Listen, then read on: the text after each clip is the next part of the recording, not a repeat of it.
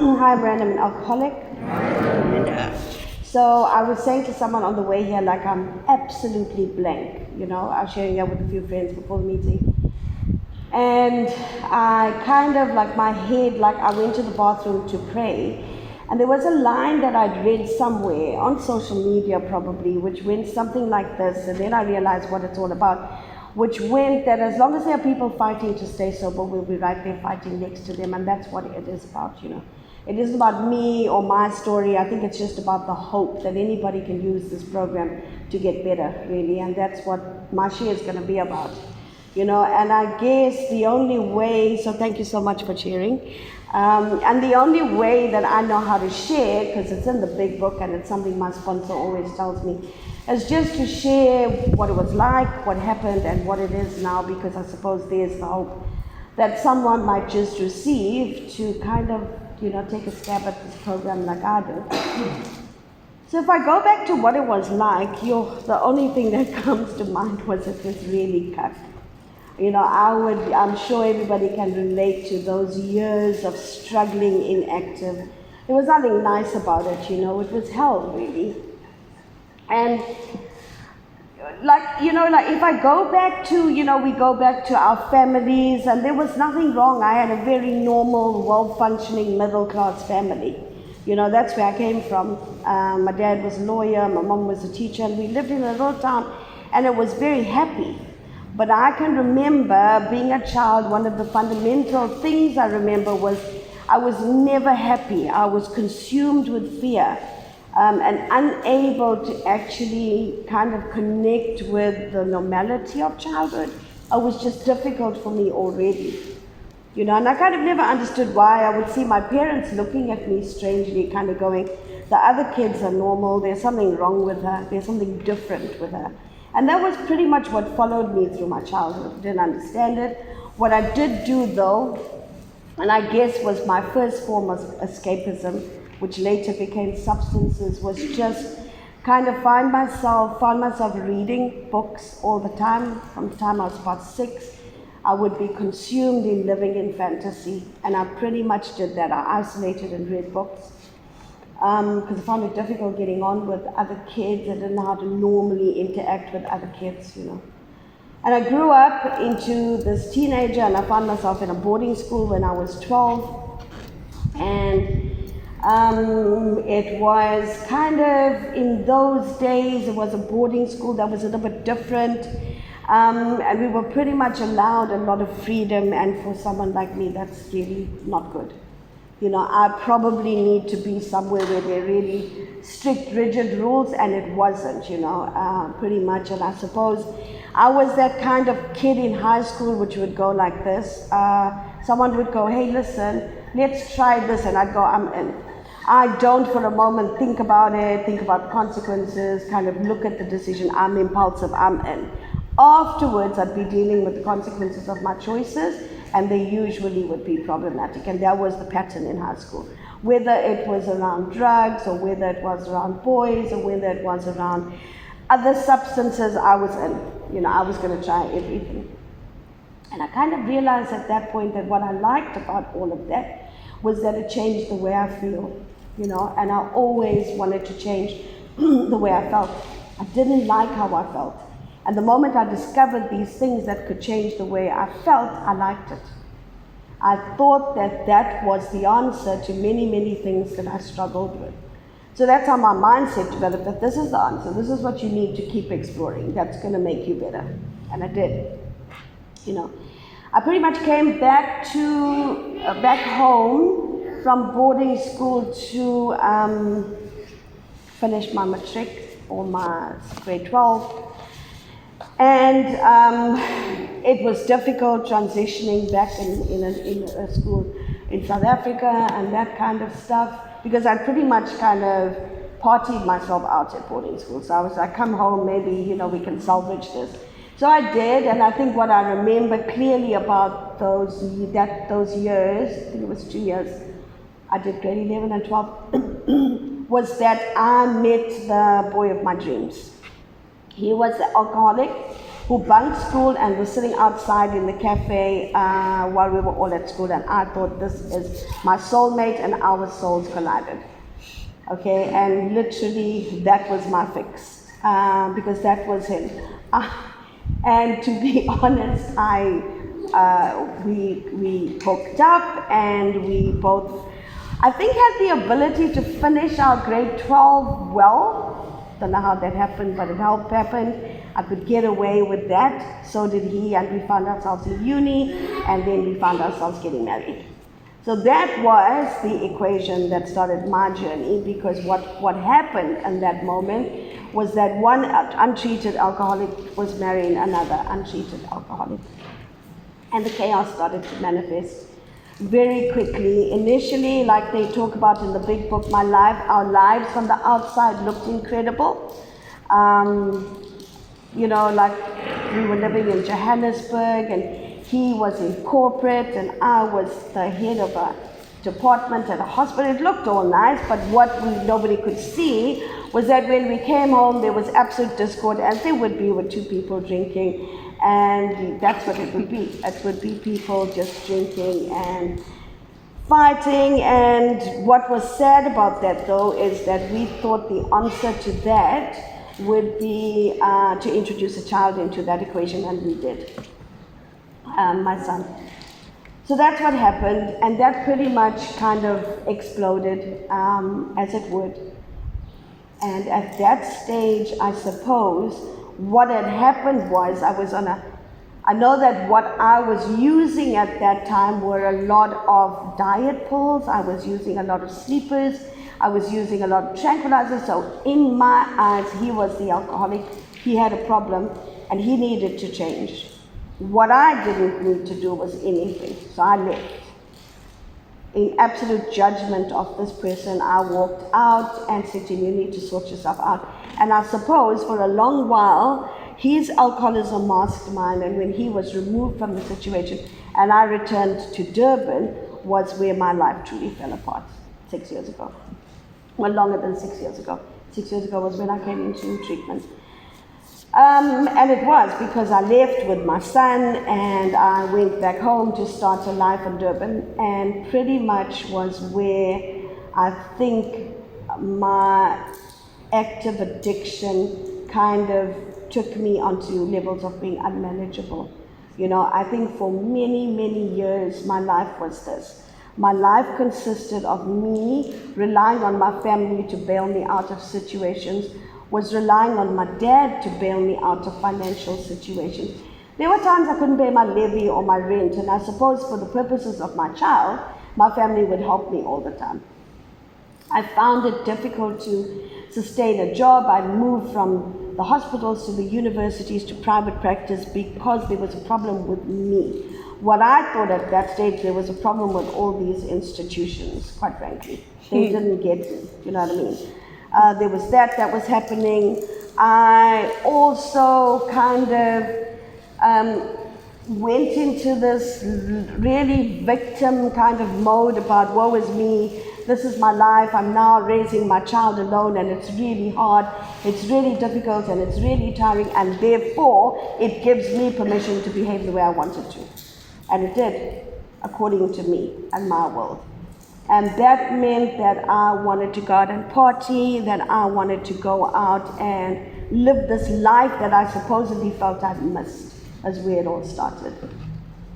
What I failed to understand in all that time was that I had a responsibility as a mother whose child was kind of dealing with post-traumatic divorce stuff, but I wasn't there for that, My parents pretty much were. And my active kind of escalated and progressed as our disease does. It's really clear to me that this disease never gets better. It truly just gets worse. I don't know, in my delusional mind, at one stage I thought this has to get better, but it doesn't. It gets worse. It gets worse in the frequency, that I would use substances. It gets worse in the amounts of substances I use. It got worse in the kinds of substances I use. And what definitely got worse were the negative consequences. Whatever I thought were the positive consequences of using, like I shared in the beginning, changed the way I felt. It kind of sorted out issues I thought I had. It was not there anymore. It was now really negative consequences. And with those consequences started this mad journey in and out of treatment facilities.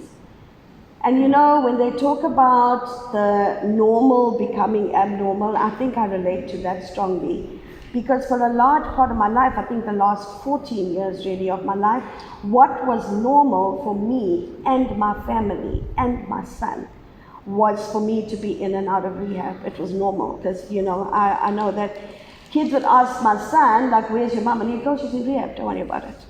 And that shouldn't be normal. But it was, because he just went, my mom's either there and everybody's looking after her, or when she can't manage, she goes into rehab.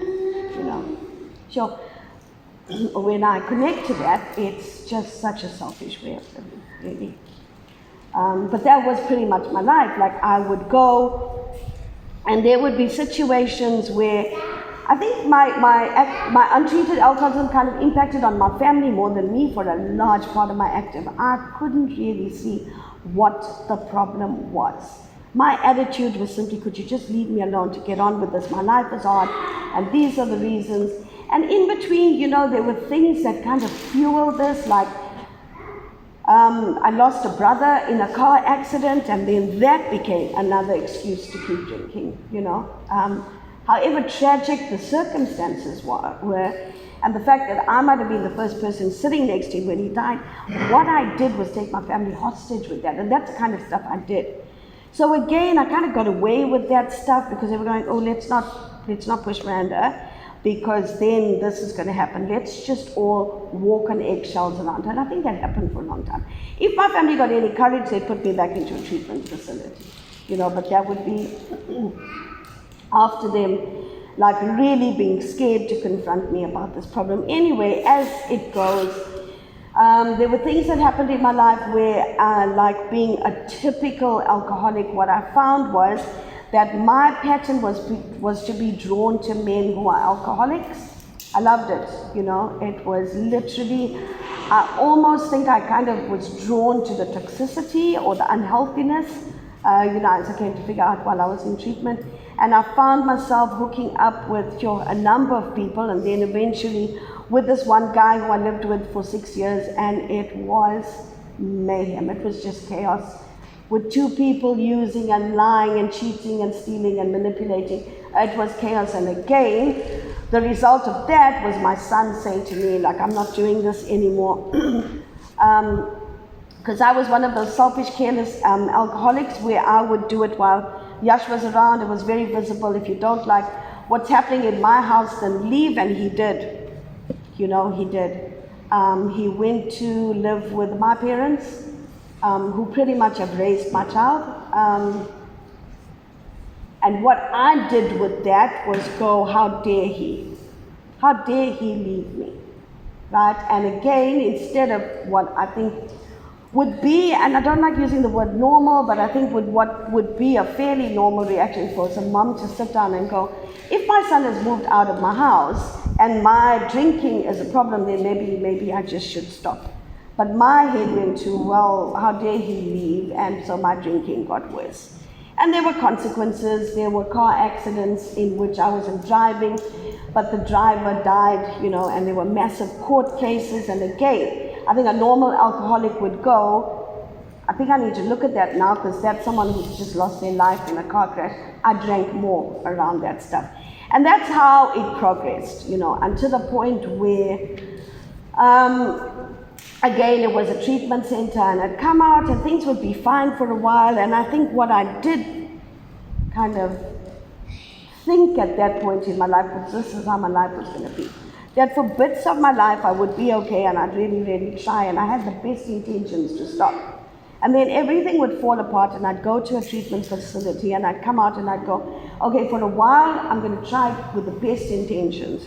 And that's just the way it was, and it was an awful way of living, which is why I said in the beginning, what it was like was not too shabby a childhood, but what happened was it was horrible, because I hated living that way. There didn't seem to be a way out from this. It just kind of got darker.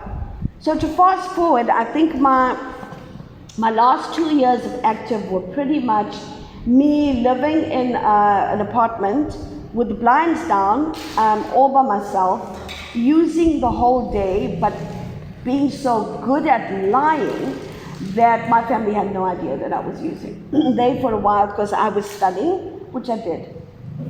I don't know how, but I did. And they were like, okay, look, let's just let her do that, because maybe, just maybe, she needs to study to find out what she needs to do. Because that was the other thing I kind of fixed off. I studied a lot in my life. I don't know why, and I don't know how, but I did. So they went, let's just leave her to do that. And it kind of was the perfect situation, because they'd leave me alone, and they were still giving me some money so that I could stay at home and study. And I was just so mad. And I would do that, and I would shower and go upstairs, make my family dinner, and come down. And it worked. It went on for years. It went on for 2 years, until I had a cousin who moved in with me, because I thought it would be nice to have some company, and maybe, just maybe, if she lived there, I would stop using. And another kind of casualty from my active, because what she discovered one day was she wanted to borrow a bag to go to the theater. I suppose normal people do that here. While I was sitting at home using, and she grabbed it, and I went, no, you can't use that. And she went, no, you're kidding me. And when she opened it, it was full of like substances, and she went up, I think 5. My parents lived on the 8th floor, I lived on the 5th. So that was 3 flights of stairs, right, to get up and down, or the lift, or whatever she did. That wouldn't take a lot of time if you do the calculation. And in that time, my head went to this. They are going to take my substances away from me, so I'm going to have to finish that. That is all. I didn't think that for 2 years I'd been lying to them. For 2 years, I didn't think about anybody but myself in that moment. And I went, and that was the biggest fear, is that they were going to take the stuff away from me. So I used all of it. And I remember my dad standing in front of me saying to me, so where's the stuff? And I just stared at him. I was super high. And he went, did you use all of it? And I went, yes, I did. I said, I did, and I really need help. Because in that moment, I think I had that point of desperation. I'd like to call it my step 1 moment, where I thought, what are you doing? Because it's not working anymore. And you can't stop. I remember reaching that terrifying point where I was like, what are you doing? And I looked at myself in the mirror, and I thought, I don't know you. And it was a frightful, frightful moment. And I kind of knew that something had to change. I didn't know what, and I didn't know how, but I was desperate for something to change. I was. So anyway, long story short, my parents asked me to go to an NA meeting, because they went to one in desperation. And what they said to them, the Sister Fellowship, a meeting, and they said, well, maybe you should bring the person who's doing this, and I did. And at the meeting, I met someone who took me aside and said, hey, listen, do you need help? Like, I relate to you. And I went somewhere, it really works, and there is a solution. Didn't know what the person was talking about. And he was talking about a facility. And I think in that moment, there was absolute trust in that moment, because I connected to him. And I think the why I connected to him was he was alcoholic. And I was prepared to listen, because he made sense. He kind of got me. And there was this immense amount of trust, and I said to him, absolutely, I'll go. He said, pack a bag, and I'll fetch you the next day or whatever. And I did. I packed a bag. And I waited. And for some reason, it was a bit of a golden thread, because my family knew his family and blah, blah, blah. But anyway, they were quite happy with it. I don't know. I just knew something had to change. Anyway, so he fetched me, and I went like this. Okay, so I'm not going into treatment until I finish these 12 Amstels. Okay. I hate beer, but that was the only thing that was there, but I had to. And he said something like this. The reason I'm using this as an example is this. Absolutely, I get it. Do that. I'll wait for you. And I thought, oh, that's strange, because usually someone would be shouting at me at this point. And then he goes, it's not a problem, and he sat there. I was like, okay, again, I think it was one alcoholic talking to another, and I felt so comfortable. I felt comfortable enough to listen to a few things that he had to say. And yeah, so I went into treatment. And I got there, and so just remember now, by this stage, I'd be going from treatment center to treatment center, and what I could very, very easily do was manipulate a treatment center. To the point that every treatment center I went in, I left and joined them the day after I was discharged as the psychologist of the unit. So that in itself is not a good track record for those centers or for me. But anyway, so I came in and I thought, oh, let me suss out this place and let me find out the loopholes and I'm going to manipulate this.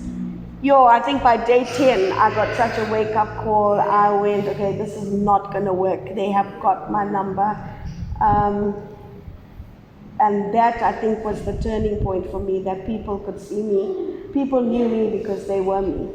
And I think the first time I got, brought up in a concern group was because they said to me, you need to watch your attitude, you have no social skills, you are rude, you are abrupt, whatever. It was all those stuff, because I was really quite nasty when I went in there.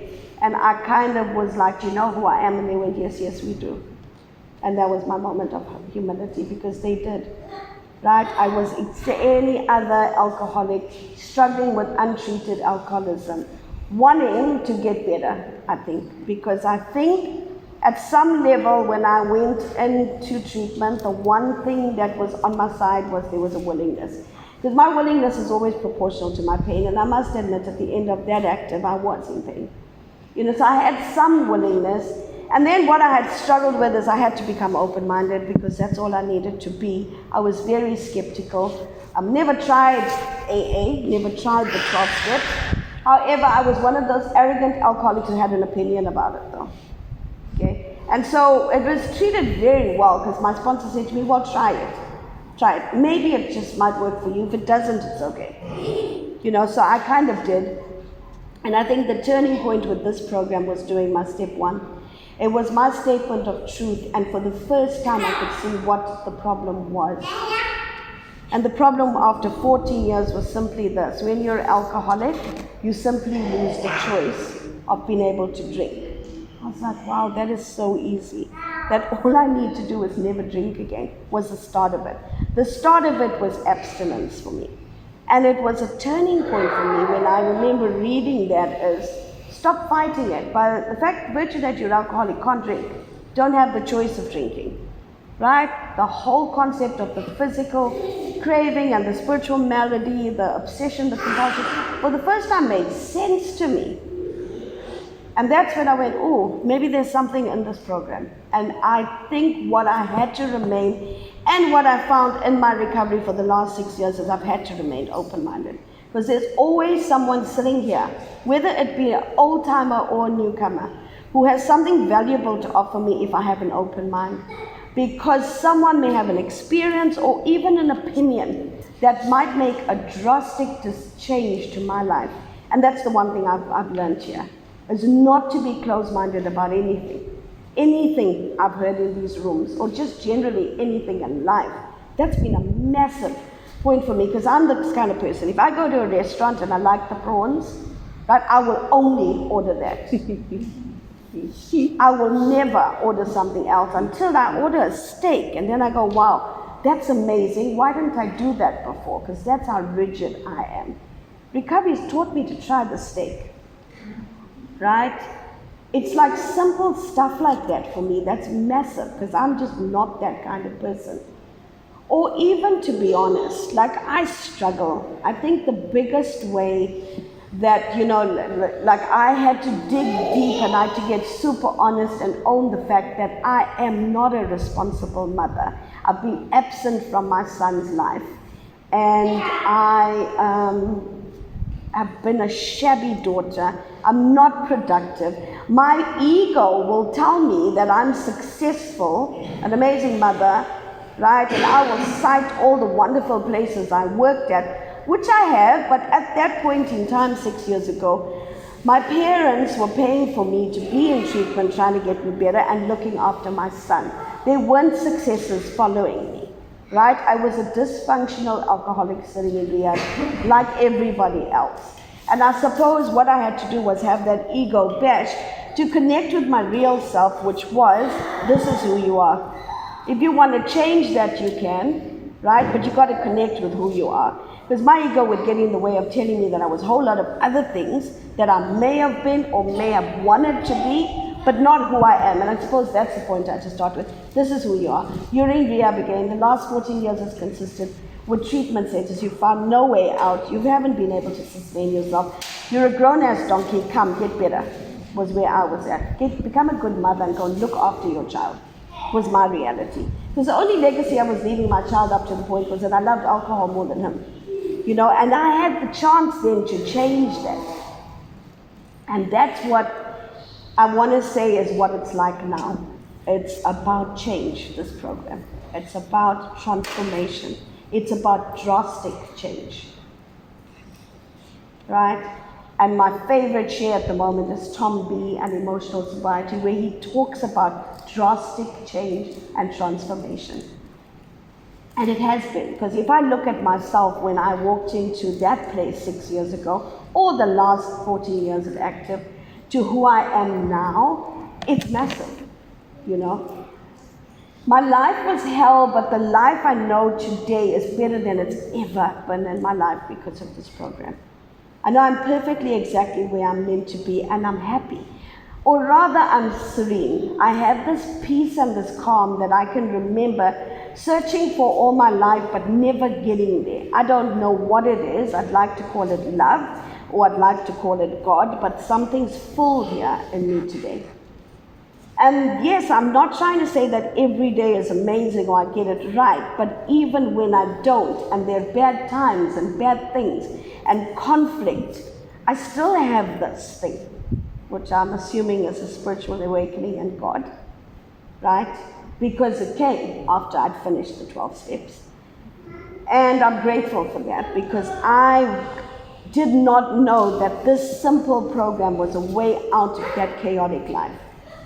And I guess when I look at my life today, it's like, sure, I just have a new way of life with a new way of meaning. I think a new way of looking at you and a new way of looking at me, really. I think it's a new perception of myself and a new perception of others.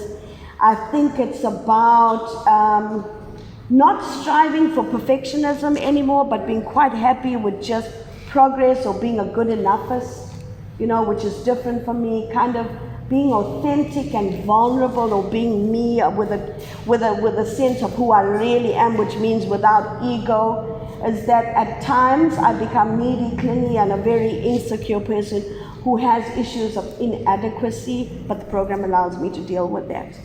You know, I can do that I can stop playing games with other people or myself, that I can have integrity, that I can sit here and I can actually know that I can, you know, have God in my life and be of maximum service to others. And I think that's a large part of my journey, is that when last year was a bit, last year, it's a new year, okay, was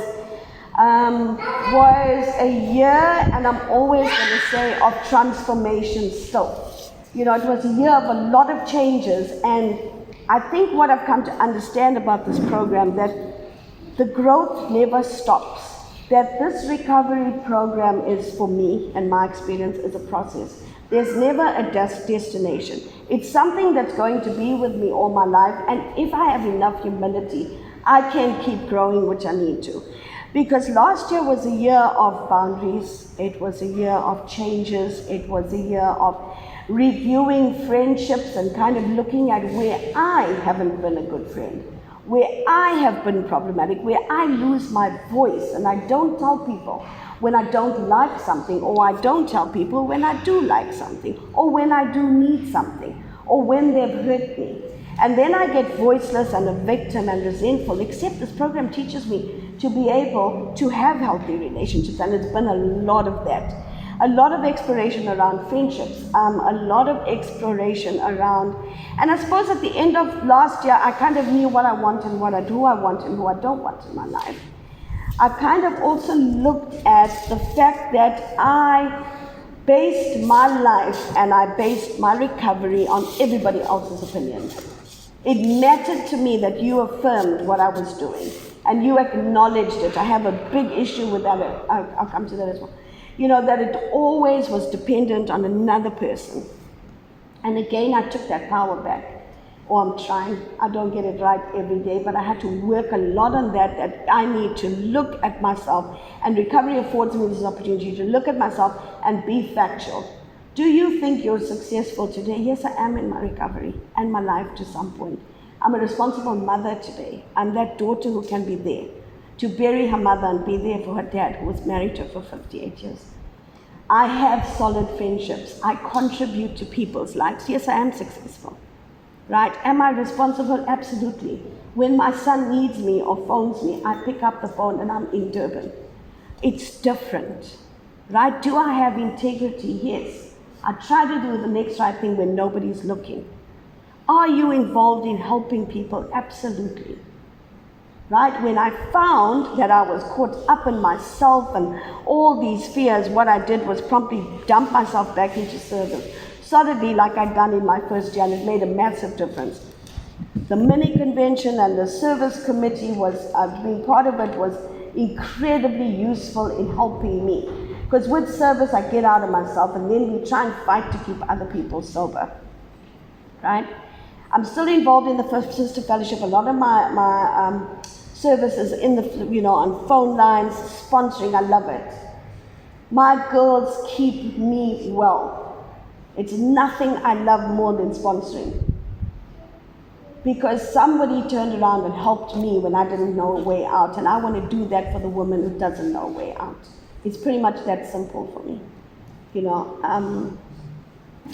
So it's been a lot of kind of reviewing myself, and again, the ability to be able to shine the torch on me is amazing, because I don't have anyone related to this. It's so much easier for the majority of my life to look at everybody else and blame them, to be resentful and to gossip about people and to, that person is the problem. It's not. I've got the power to keep bringing it back to myself and growing and acknowledging parts of myself that need to still transform, because there's a lot of it there. So a lot of it's been around it. I think a lot of it's been around changes, because there have been changes at work. And again, I needed to look at,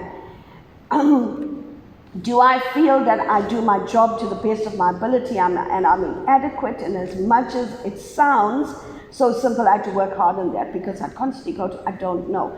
I need you to tell me, I'm not able to do that myself. And what I kept having to do last year was to look at the factual evidence. That I go there on time and I prepare the stuff I do and I try to play as a member of the team, and I'm open to criticism and feedback, and so to the best of my ability, I'm not too shabby. Is where it's just been that kind of stuff with me. So with that being said, I'm incredibly grateful for my sponsor, because she's a wise woman who kind of leads me to look at myself very honestly and with a lot of humility. She's the kind of person who draws me back the moment I'm starting to get arrogant or complacent about my recovery. Because what I've learned, particularly in the last 2 weeks with what's happened in the fellowship, is that nobody's bulletproof to this disease. And I never want my arrogance to make me think that I am. So I keep doing what I was told to do at the beginning. And it's as simple as that, because it's in the book. If you thoroughly follow this path, you get better. And that's just been my experience. So I'm going to stop there, because I think that's just the way I live my life according to that big book and this 12-step program. And the life it's given to me is amazing beyond my wildest dreams. And on the days I complain, shut me down, because I don't have a lot to complain about. I really don't. Because if I go back 6 years to now, there's nothing I need to complain about. My life is better than it's ever been because of the 12-step program of Alcoholics Anonymous. So thanks so much for letting me share.